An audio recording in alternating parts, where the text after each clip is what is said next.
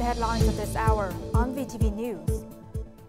National Assembly Chairman addresses the 11th plenary session of International Parliament for Tolerance and Peace. And Vietnam makes further effort to streamline political system.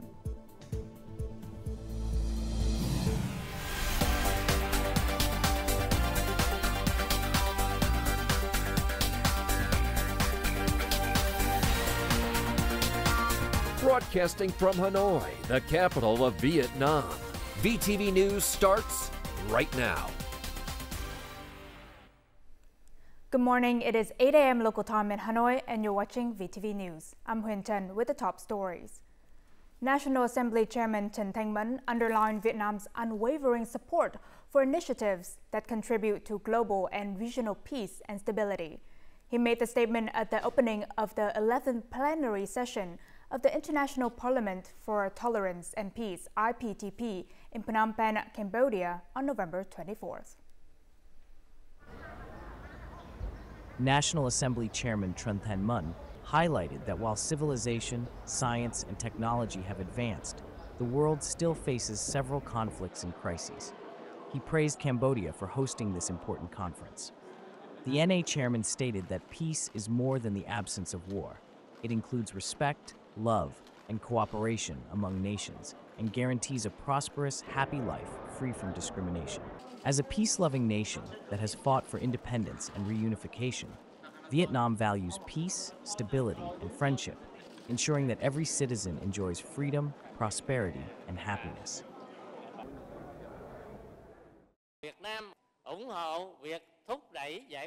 Vietnam supports initiatives for global peace and stability, advocating peaceful resolution of conflicts in line with international law and the UN Charter. To build peace, the first step is to promote mutual understanding and narrow the differences between countries and nations. It is also essential to work together to foster sustainable and inclusive development, addressing the root causes of poverty and inequality, as this will create a solid foundation for a peaceful and tolerant world.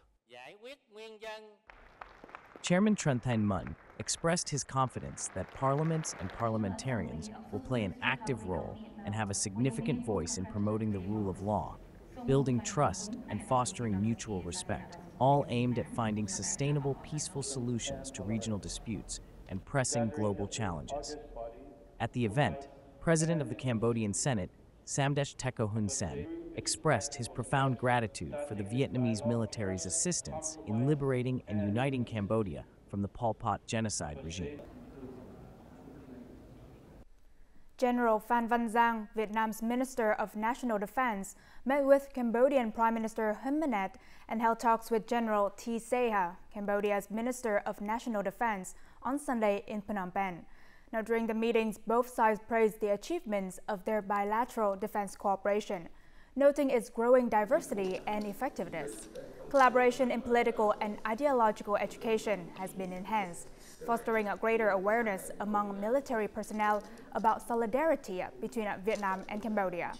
Additionally, joint efforts in managing and safeguarding land and maritime borders have significantly contributed to security and order in the border regions of both nations.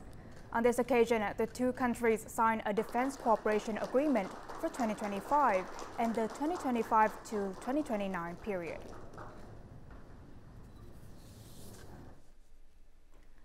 Streamlining the political apparatus is a key policy outlined in Resolution Number 18 of the Party Central Committee in 2017.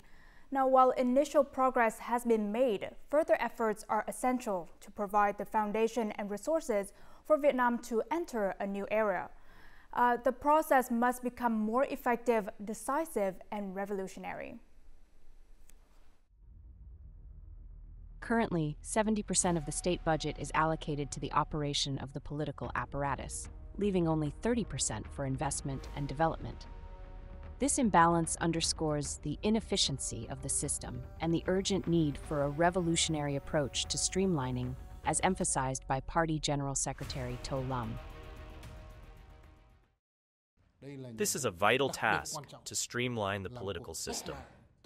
The central level must not wait for the provincial level, whether in conducting reviews or leading by example. The provincial level must not wait for the district level, and the district level must not wait for the grassroots level. The Central Steering Committee for evaluating Resolution Number 18 was quickly established, followed by committees from the Government and National Assembly.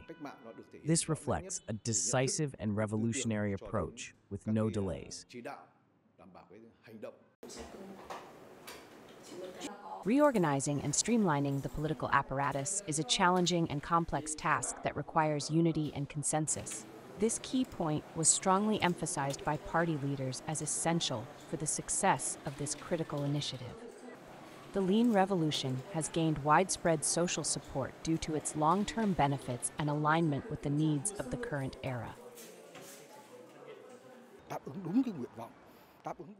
This policy meets the people's needs and desires, making visits to government agencies more convenient and time-efficient. Streamlining the apparatus is inevitable. As a member of a grassroots agency, I fully support it. This will simplify processes and bring the apparatus closer to the people.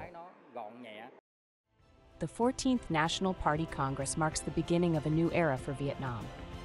Streamlining the political apparatus will lay the groundwork for the next phase of development, with the ultimate goal of transforming Vietnam into a high-income developed country by 2045. Vietnam is committed to promoting green production and reducing emissions to protect the environment. While most Vietnamese enterprises are small and medium-sized with limited resources, surveys show that over 65% have initiated the green transition in the past 3 years. For the past 2 years, a Vietnamese cosmetics manufacturer has replaced chemical ingredients with natural alternatives. The company partners with raw materials suppliers holding international certifications to ensure transparency in product origins. Using natural input materials raises our costs by 10 to 15%, but we believe this will eventually lead to a breakthrough for consumers. A recent survey revealed that over 70% of small and medium-sized enterprises face significant challenges in transitioning to green production. These include issues with capital, technology, human resources, and increased production costs up to 20% higher, particularly in the domestic market. The costs of upgrading production technology and meeting international standards, including expenses for training, system setup, and assessments, are significant obstacles for small and medium-sized businesses. Support in terms of capital, market access, tax incentives, and policies can help reduce costs. In the past 6 months, the price of green, clean, and organic products has dropped by 5 to 10%. Nearly 50% of businesses that have adopted green practices report benefits such as easier access to loans and tax incentives. However, these measures will soon become a necessity, as the European market is set to impose strict emissions controls on most imported products starting next year.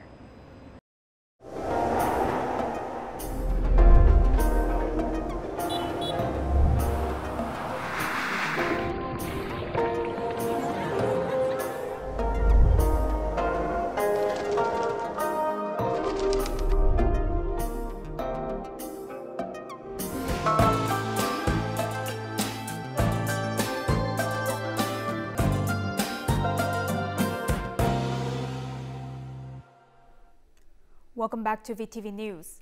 Now, although heavy rain in the central region is easing, river levels remain dangerously high, posing a flood risk in low-lying areas. In Quảng Ngãi province, the Vệ and Trà Câu rivers will stay above alarm level 3, while the Trà Khúc and Trà Bồng rivers may rise to alarm levels 1 to 2. Flooding of 0.5 to 1.2 meters is expected in parts of Nghĩa Hành, Tư Nghĩa, Mộ Đức, and Đức Phổ.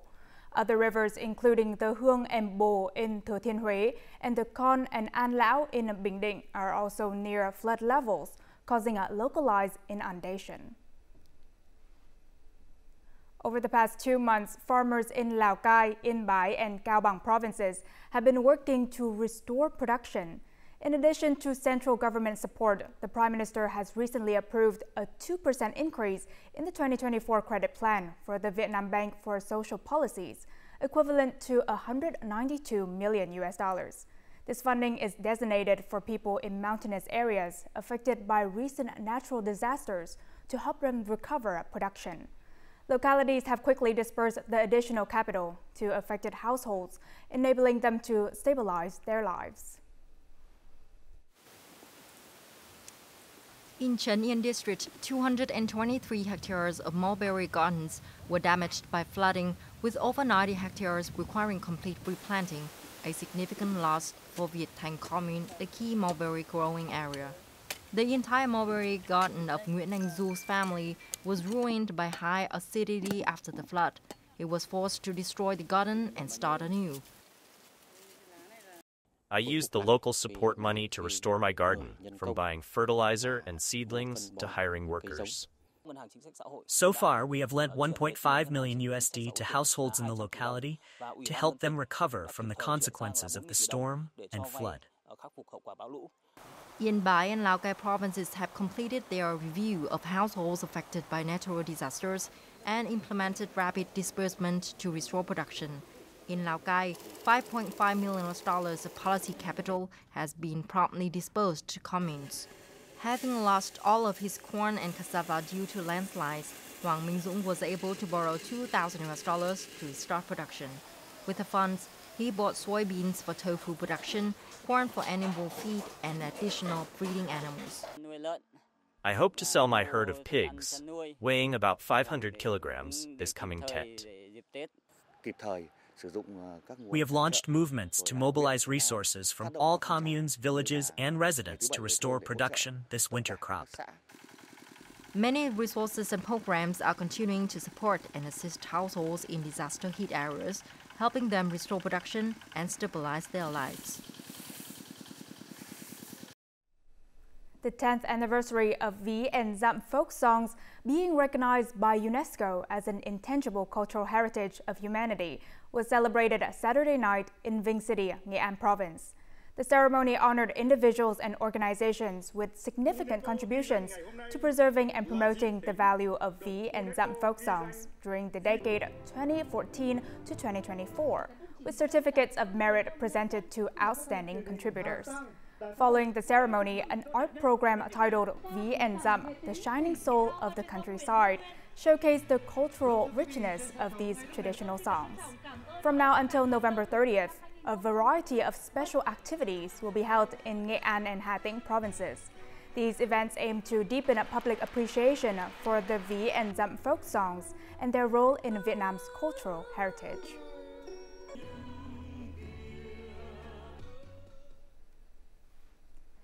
Ninh Bình Festival 2024, with the theme A Glorious Golden Era of the Ancient Capital, kicked off on Sunday night with a vibrant musical and dance performances. The festival celebrates the heritage of the millennial city while promoting Ninh Bing's culture, people, and attractions to domestic and international visitors. Earlier, the opening event, Ninh Bình Áo Dài on the Heritage Path, showcased the region's charm through elegant áo dài designs. 11 collections inspired by Ninh Bing's historical sites and craft villages highlighted its rich cultural and artisanal legacy. The festival also spotlighted traditional crafts such as Bồ Bát pottery, Ninh Hải embroidery, and Kim Sơn sedge weaving through exhibitions and live demonstrations, offering insights into techniques passed down through generations. These industries play a vital role in Ninh Bing's cultural and economic development. Now, as usual, let's move on to the weather forecast.